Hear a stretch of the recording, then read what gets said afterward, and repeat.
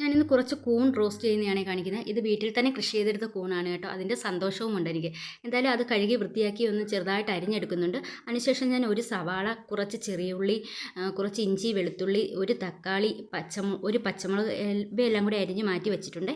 അതിനുശേഷം ഒരു ചട്ടി ചൂടാക്കി അതിലേക്ക് കുറച്ച് വെളിച്ചെണ്ണ കൂടി ഒഴിച്ചു കൊടുത്തിട്ട് ആ വെളിച്ചെണ്ണ ഒന്ന് ചൂടാക്കി വരുമ്പോഴത്തേന് കടുകൊക്കെ ഇട്ട് പൊട്ടിക്കുന്നു. കടുകൊക്കെ ഇട്ട് പൊട്ടിച്ചതിന് ശേഷം ഞാൻ ഇതിലേക്ക് കുറച്ച് തേങ്ങാക്കൊത്ത് നേരത്തെ അരിഞ്ഞ് മാറ്റി വെച്ചിരുന്നു, അത് ഇട്ട് കൊടുക്കുന്നുണ്ട്. തേങ്ങാക്കൊത്തും കൂടി ഇട്ട് കൊടുക്കുമ്പോൾ നല്ലൊരു ടേസ്റ്റ് കിട്ടും കേട്ടോ ഈ റോസ്റ്റിന്. അതുകൊണ്ടാണ് തേങ്ങാക്കൊത്ത് കൂടി ഇട്ട് കൊടുത്തിട്ട് തേങ്ങാക്കൊത്തൊന്ന് നിറമൊക്കെ മാറി വരുമ്പോഴേക്കും ഞാൻ ഇതിലേക്ക് ഇഞ്ചിയും വെളുത്തുള്ളിയും ചതച്ച് വെച്ചിരിക്കുന്നത് ചേർത്ത് കൊടുക്കുന്നുണ്ട്. ഇഞ്ചി വെളുത്തുള്ളിയും കൂടെ ചതച്ച് വെച്ചത് ചേർത്ത് നന്നായിട്ടൊന്ന് അതൊന്ന് മൂത്ത് വരുമ്പോഴേക്കും മാത്രമാണ് ഞാൻ തക്കാളി ഒക്കെ ഇട്ട് കൊടുക്കുന്നത്. ഇതിലേക്ക് തക്കാളി അരിഞ്ഞ് വെച്ചതും പച്ചമുളക് കൂടി ഇട്ട് നന്നായിട്ടൊന്ന് വഴറ്റിയെടുക്കുന്നുണ്ട്. ഇതൊന്ന് നന്നായിട്ട് വഴണ്ട് വരുമ്പോഴേക്കും ഞാനിതിലേക്ക് അരിഞ്ഞു വെച്ചിരിക്കുന്ന സവാളയും കൊച്ചുള്ളിയും കൂടെ ചേർത്ത് കൊടുക്കുന്നുണ്ട് കേട്ടോ. എന്നിട്ട് ആവശ്യത്തിന് ഉപ്പും കൂടി ചേർത്ത് നന്നായിട്ട് ഒന്ന് ഇളക്കി വഴറ്റിയെടുക്കുന്നുണ്ട്. വഴറ്റിയെടുത്ത് കഴിയുമ്പോഴേക്കും ഞാൻ ഇതിലേക്ക് കുറച്ച് മാത്രം മഞ്ഞൾപ്പൊടി ചേർത്ത് കൊടുക്കുന്നുണ്ട്, 1/2 സ്പൂൺ മഞ്ഞൾപ്പൊടി. അതിനുശേഷം ഞാൻ മസാല നേരത്തെ എടുത്ത് വെച്ചിരുന്നു.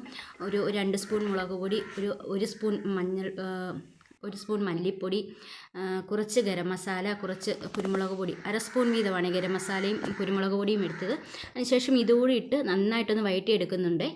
ഇത് ഒന്ന് പച്ചമണമൊക്കെ മാറി ഈ മസാലയെല്ലാം ഒന്ന് മൂത്ത് വരുമ്പോഴേക്കും ഞാൻ ഇതിലേക്ക് കുറച്ച് വെള്ളം കൂടി ആഡ് ചെയ്തിട്ട് നന്നായിട്ട് വീണ്ടും ഇളക്കിയെടുക്കുന്നുണ്ട്. അതിനുശേഷം ഞാൻ ഈ കൂണെല്ലാം അരിഞ്ഞു വെച്ചിരിക്കുന്ന കൂണ് ഇതിലേക്ക് ഇട്ട് കൊടുക്കുന്നുണ്ട്. ഞാൻ അരിഞ്ഞു വെച്ചിരിക്കുന്ന കൂണിൽ നിന്നും കുറച്ച് മാത്രമേ എടുത്തിട്ടുള്ളൂ, ബാക്കി ഞാൻ എടുത്ത് മാറ്റി വെച്ചു.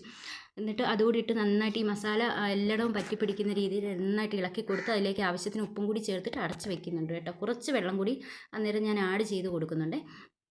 അതിനുശേഷം നന്നായിട്ട് ഇതൊന്ന് അടച്ചു വെച്ച് വേവിച്ചെടുത്തിട്ട് നമുക്കിതൊരു മറ്റൊരു പാത്രത്തിലേക്ക് മാറ്റി നന്നായിട്ട് ഉപയോഗിക്കാവുന്നതാണ്.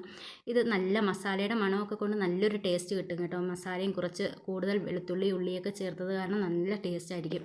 എന്തായാലും ഈ വീഡിയോ ഇഷ്ടമായെങ്കിൽ എല്ലാവരും ഒന്ന് ലൈക്ക് ചെയ്യാനും ഷെയർ ചെയ്യാനും കമൻറ്റ് ചെയ്യാനും മറക്കരുത്. കൂടാതെ ഈ ചാനൽ സബ്സ്ക്രൈബ് കൂടി വേണേ. Okay, thank you.